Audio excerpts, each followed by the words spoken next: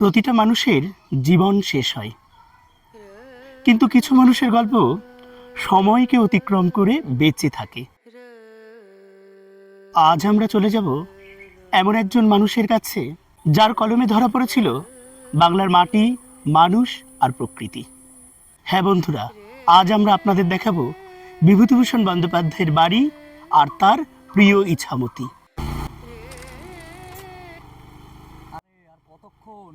এই তো মনে হচ্ছে চলে এসেছি আর কি আমরা গোপালনগর। চেনো তো ঠিকঠাক? হ্যাঁ, এর আগেও আমি একবার এসেছি। গোপালনগর থেকে 5-7 মিনিট বড় চল আগে স্কুটিতে। এই দাঁড়াও দাঁড়াও দাঁড়াও দাঁড়াও দাঁড়াও, এই মনে হচ্ছে চলে এসেছি। এইটা? হ্যাঁ, মনে হচ্ছে এই বাড়িটা। এই তো চলে এসেছি। এটা? হ্যাঁ, কত বছর পর এলাম। কি দারুণ! অনেক গাছ আছে, তুমি ভিতরে গেলে গাছগুলো তো অনেক পুরনো মনে হচ্ছে। হ্যাঁ, ভিতরে গেলে আরো অনেক গাছ দেখতে পাবে। বন্ধুরা, এই যে আমরা গেট খুলছি, বিভূতিভূষণ বন্দ্যোপাধ্যায়ের বাড়ি। দেখুন কি সুন্দর, এই যে চারিদিকটা কি সুন্দর। দেখুন বন্ধুরা, আপনাদের আজকে পুরোটা ঘুরে দেখাবো আমি। তোমার ভিডিও করা হলো? হ্যাঁ হলো। ঠিক আছে, কেন? চলো এগিয়ে সামনে যাই। ভেতরে? হ্যাঁ, ভেতরের দিকে যাই। হ্যাঁ, বাড়িটা দেখি। হ্যাঁ চলো চলো, হয়ে গেছে।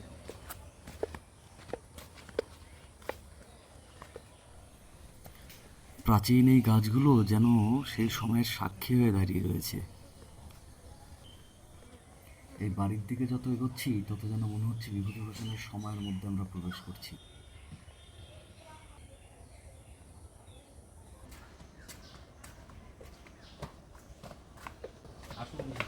হ্যাঁ চলো।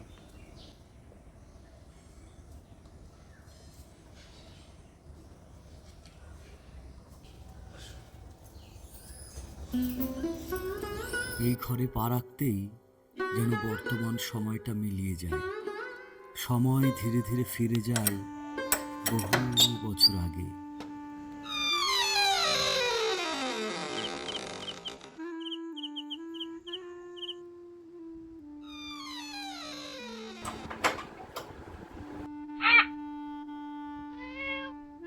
চলো।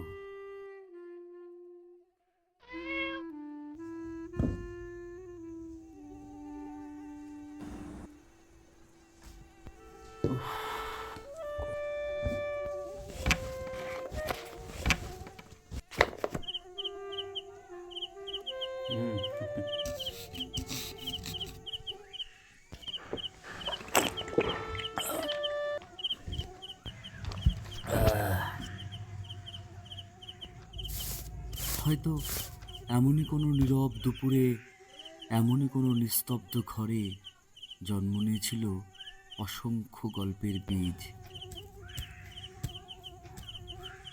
আগে বাবু চা। তা তোমার লেখা কত দূর এগোচ্ছে? হ্যাঁ, ও চলছে।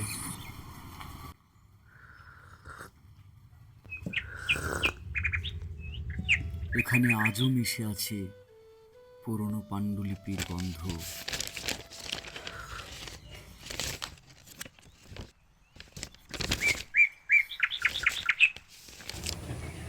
এই জায়গাটা বাদ দিতে যাচ্ছে, তাই তো? হ্যাঁ, এই জায়গাটা, এই অংশটা বা অন্যরকম ভাবে যদি ভাবা যায়। ওকে, ঠিক আছে। যে চিন্তা চলো সামনের দিকে হাঁটি। হ্যাঁ চলো, সামনের দিকে হাঁটি, এসো।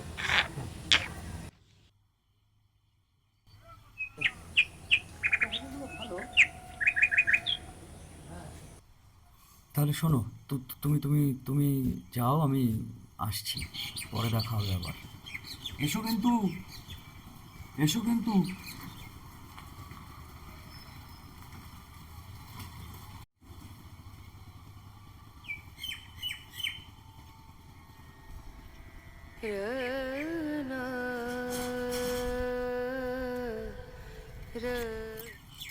বিভূতিভূষণ বন্দ্যোপাধ্যায় তার দিনলিপিতে ইছামতি নদীর তীরের শান্ত প্রকৃতি, বনফুল আর যুগ যুগ ধরে চলে আসা সাধারণ মানুষের জীবনযাত্রাকে ঘিরে একটি আখ্যান রচনার ইচ্ছার কথা লিখে গিয়েছিলেন।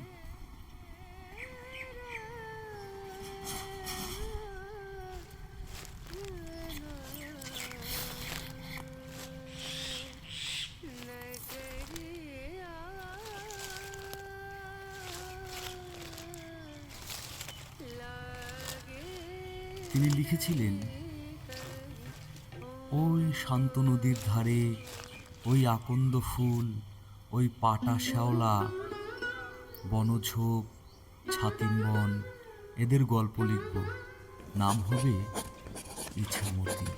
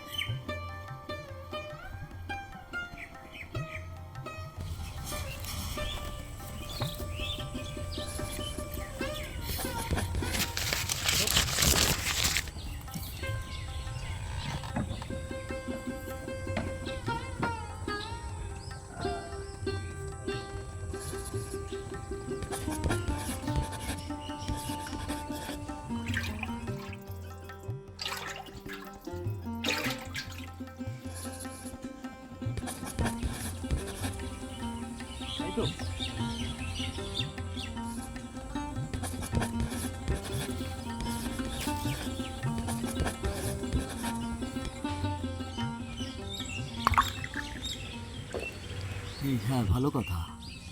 ওই যে লেখাটা শুরু করেছিলে, ওটার কি নাম দিলে? ওটার নাম রেখেছি ইছামতি।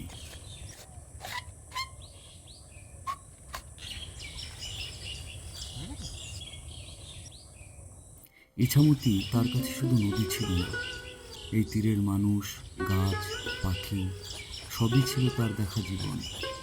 এই মানুষ, নদী আর প্রকৃতির মাঝেই তিনি খুঁজে পেয়েছিলেন মহাজীবনের সন্ধান। হয়তো এই পথেই ধীরে ধীরে জন্ম নিয়েছিল এক কাহিনী, ইছামতি। পারে চলো আর বেলা নাই, পারে চলো আর বেলা নাই।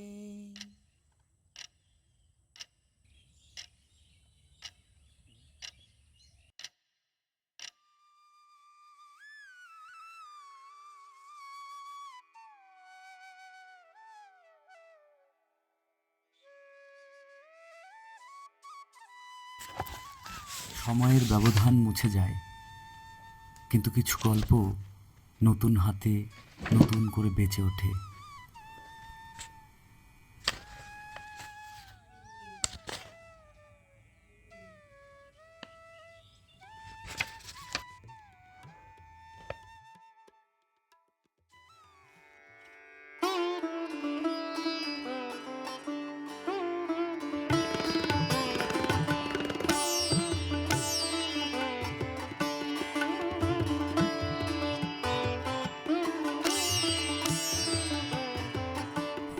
বন্ধুরা, আপনাদের দেখাচ্ছিলাম, দেখলেন এটা বিভূতিভূষণ ঘাট, আর আমরা ঝুলন্ত সেতুর উপর দিয়ে হাঁটছি। বন্ধ রয়েছে তাই আপনাদের দেখাতে পারলাম না। সময় চলে যায়, মানুষ হারিয়ে যায়, কিন্তু কিছু স্মৃতি থেকে যায়, ঠিক এই নদীর মতো।